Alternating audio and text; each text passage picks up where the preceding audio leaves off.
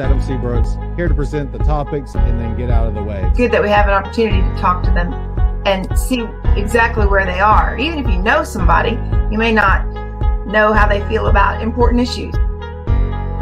We're here with Lumberton ISD School Board President James Kirsch. A good portion of the money I found on going through the records was used at the casino. Yeah, the information that I have, Adam, and first of all, I want to thank you for having me on. Well, good morning, everyone. My name is Danny Mawalsa. I'm the meteorologist for the Brooks Report Live. Gentlemen, thank you for joining me on the Brooks Report Live.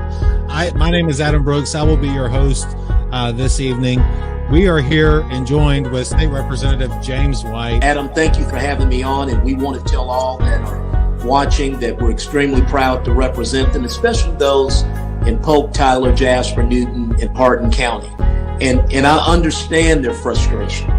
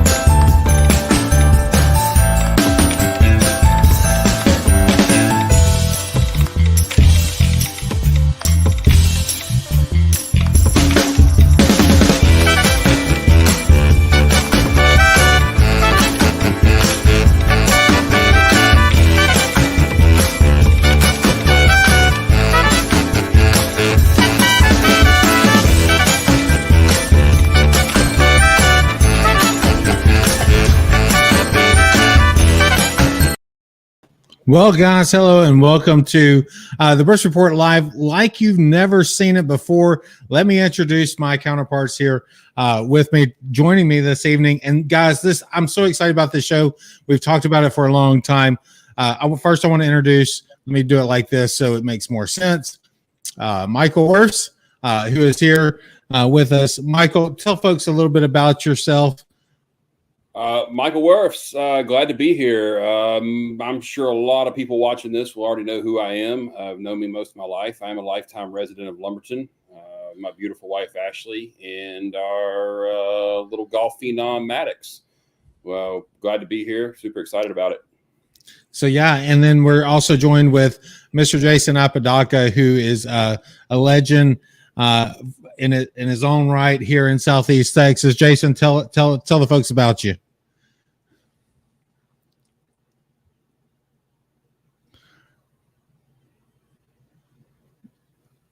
We can't hear you, Jason. No, can't hear you. You have us on mute. I'm not sure. We'll get back to Jason. We'll let him get it figured out there here in just a second. But Jason Apodaca, who's an entrepreneur, business development, he's on a basketball team here in town. I'm trying to remember the name of it. Can't remember the name of it. But Jason will be able to tell us once he gets his mic working here. But right now, Mike, it looks like it's you and I solo. So do I? Let's do it. Let's do it. Hey, we're just going to roll with it because we wanted to create a show, all of us, about everything and nothing all at one time, right? Correct. So we just wanted to talk like it's just a bunch of guys sitting around a table, maybe having a drink, having dinner, whatever, and talk about some of the things that we see on Facebook, some of the most popular things we see on Facebook. And I know for those who are watching right now that are used to more of a newsy type feel from us, Jason, welcome back. Thank you. Yeah, we can hear you just fine now. So I don't want to take away your moment there. So tell the folks about you a little bit there. Hey, everybody. Jason Apodaca, Beaumont, Texas. Not a native, but I've been here long enough to be one, right? Glad to be a part of the show. Getting ready to talk about all the goods happening in and around Southeast Texas, around the state of Texas, and around the nation. So about me, father, got a lot of kids, Turner Industries is the company I currently work for as their business development manager. But you guys know me. I've been around here for a long time doing a lot of things. So I'm ready. I'm glad to be joining the team. Well, like my buddy Ray Callis just said, I'm sorry, I'm going to watch the Cowboys. Hey, I know there's going to be some of that. But let me tell folks, and while you were away fixing your mic, Jason, we were kind of talking about how this is going to be a show about everything, things we see on Facebook, things that people interact a lot on as far as the groups are concerned. For example, just to, I don't know, really to get it kicked off here, and that All About Lumberton group that we have here in town. Jason, are you a part of that or no? I am. It's fun to watch. Yeah. So, Mike, you're always known as the town manager, right? Like whenever something's wrong or broken, we go to you. Assistant manager. That's right. Is there anything in that group that you saw this week that really stuck out to you? So there is, and it's kind of a culmination of all the issues that we have on not necessarily that page, because it's nationwide, worldwide, whatever. It's a great page. It gets a lot of information shared. However, people like to get on any community page and voice their concerns, especially about restaurants. So how this happened, I don't know, but a year and a half, 2 years ago, maybe, I started a thing where people would get on there to bash restaurants in our town, right? So we have a small town. Restaurants are a huge part of that town, or a huge part of the industry here, right? So I just feel like everybody gets on there and goes back and forth and nobody's defending the restaurant. So I've started acting as if I were the assistant manager of the establishment. That's right. And defending the restaurant at all costs, right? Right, wrong, or indifferent. I don't care what they did. I don't care what it was. And the most famous one of those restaurants is Chicken Express. Like everybody knows you as the Chicken Express. Yeah, let me just first off say that I love Chicken Express. I'm as fat as I could be. Me too. Chicken Express. Last time I was at Chicken Express, I saw Jason there. Yeah. One of those posts about Chicken Express got so out of hand that I had to fire the actual manager of Chicken Express on the page. Because he got on there trying to call me out. So I took him off the schedule and terminated him. That's great. I guess in some form or fashion, he was able to keep his job, and he was pretty proud of that. Luckily. You need to really work on your authority, but it just blows my mind that one, we have the worst thing we ever did. I talk about this all the time. The worst thing we ever did was give the general public a platform to express their thoughts and opinions, right? Because we have a group of people who we don't know what their background is. We don't know where they come from. We don't know what they do. But what we do know is that they have not risked their livelihood to open up a restaurant in a town like Lumberton, right? So when that happens, people are risking everything they have only to be bashed by someone who, one, doesn't know anything about the restaurant business, has never risked their own money, and three, probably doesn't know all the facts about what truly happened. And do we really truly ever know what happened, right? It's always, there's details missing. There's three sides to every story, right? Mike, and it's Michael. It's funny. I don't know if you like to go by Mike or whatever. What? Just call me whatever you want. Just okay. Don't call me Lonesome. Okay. So here's the thing. I put out a post after the game the other night or the day after, and it was regarding, it was supposed to be a positive post, really. But I put a little hook at the end, which gave it some type of negative, it came out negative, really. Sure. But it was meant to be positive for some business owners here that live in Lumberton that we all know. They own several restaurants. And I was saying kudos to them because, we had a place to go eat at 9:45 after the game because most restaurants around here close at 10. And, and I was saying kudos to them, but in that, there was some offense taken by that. And so I had to do, I had to look at it from another standpoint. A business owner messaged me and he said, look, here's the deal. And, once you do that, I'm not a restaurant guy. Like, I don't know the mechanics of that. I don't know the ins and outs, what it takes to run a restaurant. And so after hearing those explanations and hearing those things, I'm like, I get it, right? I get it. But not everybody is afforded that opportunity. And I'll say this, not everybody is open to those suggestions or hearing that other side of things. So, Jason. Yeah. We were talking, I don't know, I guess it was last week sometime, and I am going to change the subject here because Lumberton had just went to a couple of years ago, decided to let teachers like carry firearms, right? Mm-hmm. Certain teachers. Yeah. And, we had a pretty good discussion about that last week when we were all kind of talking and, kind of doing some preparations for this show. And I wanted to hear your take on that. Do you think that's a good idea to let those teachers, go train teachers and let them carry a weapon like that? Yeah, absolutely. So, I have 3 children in the home, and they're all in public education, public schooling. And I just think the opportunity is highly sensitive. I think that, we need to establish proper training. We need to, and publicly announce that these people will be carrying, not who they are, but just will. Where's the place they go? They go to disarmed schools, and I think, having those folks on board with that and people who are willing to take that, does that mean up and pay? I don't know. Absolutely, in my opinion. But I think that, we should have trained teachers who are willing to take on that responsibility, because it is a responsibility. So, not everybody's capable of doing so. Not everybody's capable of carrying a firearm. Not everybody's capable of defending other people, and it sounds weird to say, but it's true. I mean, nowadays everybody sees somebody getting in trouble and they pull out their smartphone and would rather record it than get it, intervene and stop it. I don't work like that. And I hope there's a lot of teachers who don't operate like that. So if I was a teacher, I would be glad to do so. And I know there's a lot of teachers who are. I think it increases the opportunity for our children to be more safe. It's certainly, we send our kids, we're highly, what's the word? We think we're sending our kids to a safe place. That's not true whatsoever. I mean, what an opportunity, for your child to be away from you 8-10 hours a day. And you have no idea what their safety, I know that we go to school, we go to the open house, we think we know, right? But I think that would just be one more positive affirmation than saying, I feel that my child would be safe in those situations. But another point on that is, these, whoever it is, whether it be a peer, one of their peers, or an older guy who goes in there and does it, older woman, I guess, but those folks are trained, those peers are trained on the same safety protocol that our children are taught. They started pulling that data.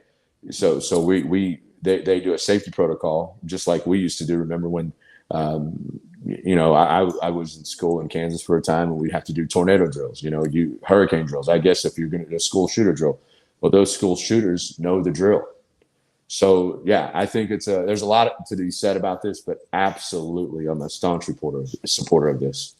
Mike, I want you to jump in here because folks may not know this about you, but I mean, you're a former police officer. You've had a lot of training.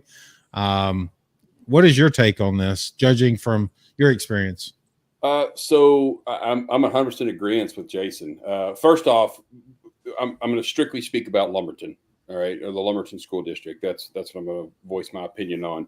We need to recognize exactly how lucky we are to have the police department and the police officers that we have. Our guys are top notch. The chief, one of my best friends, his guys do an amazing job. And it's awesome. I don't get to drop Maddox off to school very often, but when I do, it's awesome to see that Maddox gets out of the car, walks up, there's a police officer standing there. He high fives him. He's on his way into school. I have a peace of mind knowing that when I leave him at school, he's in good hands, right? So it's my understanding that, yes, the teachers are carrying firearms. I love that idea. The only thing that's going to stop someone with a gun whose intent is to kill people is somebody else with a gun. There's no arguing that with me. I was shot in the line of duty, and there is no arguing that with me. You can't change my mind any other way. kind words, it's not the time for kind words. So yeah, I'm in 100% agreement with it. I think it's important for our teachers to stay trained.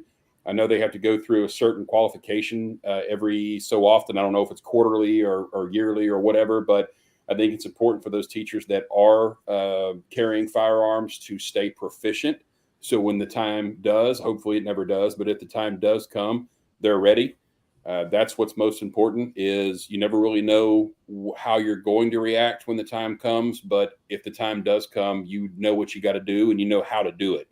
So I think it's a great program. I also understand that we just hired for this school year forgive me, I don't know his exact title. Tim. But, yeah, a campus security Safety director. Safety director. There we go. Yep. So he's going to kind of be over that. I know he's working very closely with our local police department on training and plans and things like that. So I think it's important to recognize that not only do we have teachers with firearms, we also have great plans and procedures in place. And we've also got an incredible police department that backs those up in order to keep our kids safe. Well, okay, so let me play the devil's advocate because you guys agree.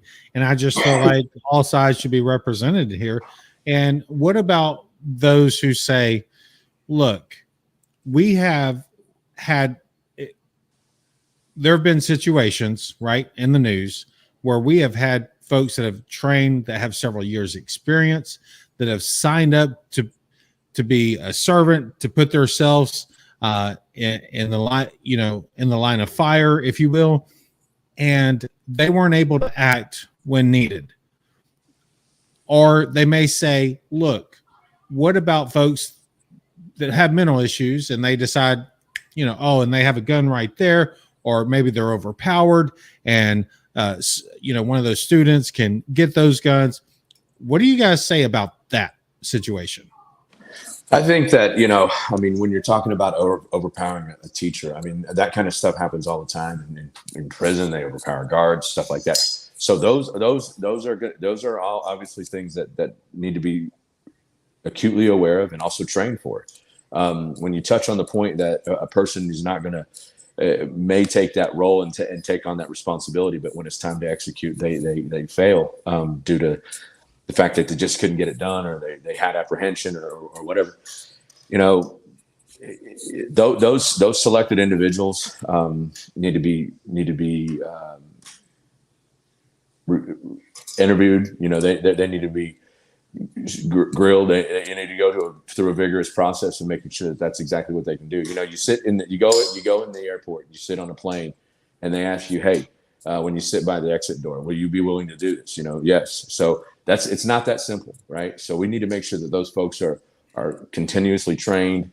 And that's a good point that probably needs to be a part of the training program. What happens when you're in a situation and you get soft on it? You know what I mean? This is a kid that you've taught for 3 to 4 years, and he snaps, and now you may have a relationship with this child, and you're about to shoot him. So I just think that those need to be training model. Mike can probably speak more of this just for the fact that he is a former officer, but a vigorous protocol. Let's make sure we get the right people in there, and then you got to do that aggressive training that requires those touch points that you discussed. Well, before we move on to a different topic, I want to make sure you guys saw this comment. It's from David Cook, and he says, just because you have a driver's license don't mean you can drive safely. This applies in everything, in my opinion. And he's referring to this topic. So you have anything you want to add to that? Yeah. So, I understand what David's saying, and that's correct. That's why training is training, right? Police officers train continuously in order to do what they have to do. They go through quarterly qualifications with their firearms proficiency. They go to advanced schools on active shooter. Police officers go through an enormous amount of training, and I'm not gonna armchair quarterback police officers and how they've responded to events in the past at other schools and things like that. I'm purely speaking to our school district and what's going on here, because I have no reference to those others there. So I think that we are fortunate that we have someone in place, such as the safety director, whose background I hear is tremendous, right? Retired, impeccable. Yeah. yeah. I mean, retired Arizona State Police, and then he went on to be the head of something else. So Yeah. I look forward to meeting him one day. But I think we're fortunate to have someone whose interest is the safety of the children. That's his main job, is the safety of our faculty, staff, and children. And it's important and a blessing that we have someone like that to develop training, curriculum, training requirements, proficiency tests, things like that. So that if we have someone that we identify, hey, this person has a driver's license, they're not a good driver, we find someone else that is a good driver, right? And That's right. If they're not able to carry out what they're supposed to be doing, and they don't feel like they can, then hey, I would much rather a teacher speak up and say, I'm not comfortable doing this anymore, than versus the time coming and them not being able to perform, so we can get somebody in there that can. Well, okay. So that was a very interesting topic, but I want to move forward, because how about the Astros? And I know this is a leap here, but I can't help. I'm a huge Astros fan. I think everybody on this platform is a huge Houston Astros fan. And last night I saw something that I've never seen before.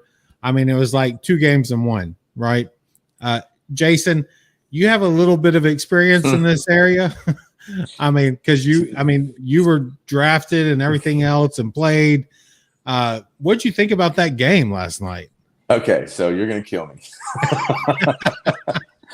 I've been in a move situation. I've been helping a friend move, so I didn't catch anything about it. Oh my goodness! I know. My daughter complained about it to me too. My 15-year-old. She's like, Dad, and I was like, I know, right? So, Mike, you got the stage. I watched it. I watched it beginning to end, and it was watching paint dry on the wall. It really was. It was an interesting game. I thought it was interesting. I was doing a little research, just Googling stuff while I was watching it. But then the announcer said that, if I heard them right, was the first game in MLB history to ever go that long with 0-0 score. If I heard them correctly, it could be first ever postseason game, but very interesting. The Astros were up against a tough crowd. The Mariner Stadium was on fire. That's right. Every time a pitch was thrown, they were on their feet, the entire stadium. There wasn't an empty seat there. So very, very tough atmosphere to perform in. Some of our better hitters, such as Altuve, seems to be in a little bit of a slump maybe. He was, I think, 0 for 8 or 0 for 7 last night. I forget. 0 for 7. Yeah. Mm-hmm. So we got a lot of things to work on. Hopefully, we burned all of our slumps last night, and Altuve finds his swing, and those others that are struggling find their rhythm going forward. And we burned all of our bad juju last night. So, well, let's hope so. So, predictions moving forward. What do you think is going to happen? Jason? I think it's October. When do they play again? I believe it's October. Is it 18th? Yeah, Monday. Yeah. No, they start that series. They start the series on Monday. Yeah. So I plan on being at that game. Yeah, I'm supposed to be there as well. So I hope. It. Okay. So, all right. So let's switch topics a little bit, because there was another thing that's been kind of in the news, and not everything is rainbows and butterflies, right? When we talk about things that are trending in Southeast Texas, as far as popularity. And I don't know if you guys saw where this young lady who died in Port Neches. Did y'all see that? Yeah, I did. Yeah. I mean, it was tragic, but I thought the way that they went to the game Friday night, and I saw this video, and they honored that young lady. I just thought it was the most precious thing in the world. I'm unsure about the details. Like, the details for me are a little, I just don't know if I read that part or what, or how all that went down. But, I love how Southeast Texans come together. I don't care if you're in Lumberton. I don't care if you're in Bridge City, Port Neches, Port Arthur. I don't care. Beaumont, Silsbee. They seem to come together when they need to. Yeah. They're not always together, but when they need to, like during a hurricane or some kind of tragedy, they always seem to pull together and be there. You know, that's a touching situation. My 15-year-old, we talked about it today. We were sitting on the couch, and her boyfriend goes to school at Port Neches. So she was telling us about the pep rally. And as she explained, she's like, Dad, they said that there was a dry eye in there. So I guess, you know, again, I don't want to say that I know the details. I just, from my understanding, is that she had an unknown disease, maybe like a heart murmur or something, and had passed away in her sleep. So very touching story, very sad, just heartbreaking. Michael, were you close to any of those guys over there? Are you familiar with that situation? I saw the story, and unfortunately, no, I'm not familiar with it. You know, I graduated from Lumberton in 2002. I had a good friend who was tragically died our senior year, September 22nd of 2001, and 11 days after September 11th, I believe. So, you know, I've been through it. It sucks. It does, man. And I don't care who, you know, if you never spoke to the person before, it sucks. It's just the tragedy part that really eats you up. Well, it seems like to me, and I, you know, I remember some friends of mine who died in a car wreck right here in Lumberton, just right up the road, just north of Lumberton, going towards Kuntz. That was a pretty tragic situation, and no matter how close or not how close, it does impact you in some kind of way, right? And so, you know, I think about those extreme situations like the Uvalde situation and all that, and I'm just like, I don't know how those people cope. I really don't. Like, I don't know. That's crazy. I think that, you know, not what's asked, but what is underlying from all that situation is when you have young adults, young people. Those are freshmen, sophomores, juniors, seniors. You know, even the junior high kids know about it. And, you know, I'm sure small towns all the way to the grade schools, but still,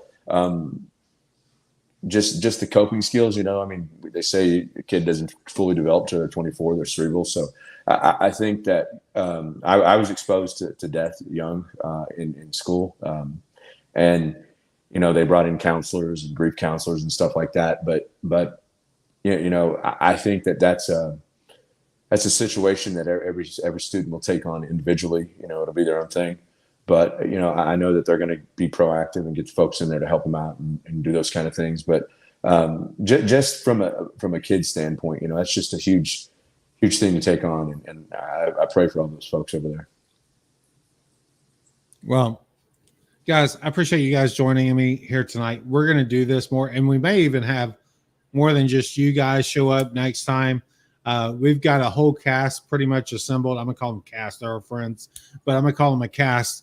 And, you know, we're just going to talk about things. And I really appreciate the interactions that we had here tonight, people leaving comments and wanting to get involved. Let us know if you guys want to see more of this type of thing here on the Bruce Report Live. I know we both mostly cover like news, weather, events, and that sort of thing, but this is something else I wanted to try and do. It's something that I've been wanting to do for a long time. And so I appreciate for all of you that have stayed here through this whole show and watched us, and especially Michael Wirfs, Jason Apodaca. Thank you guys for joining me. I can't wait to do this again. I think it's going to be bigger. And let me be fair with the audience for a minute.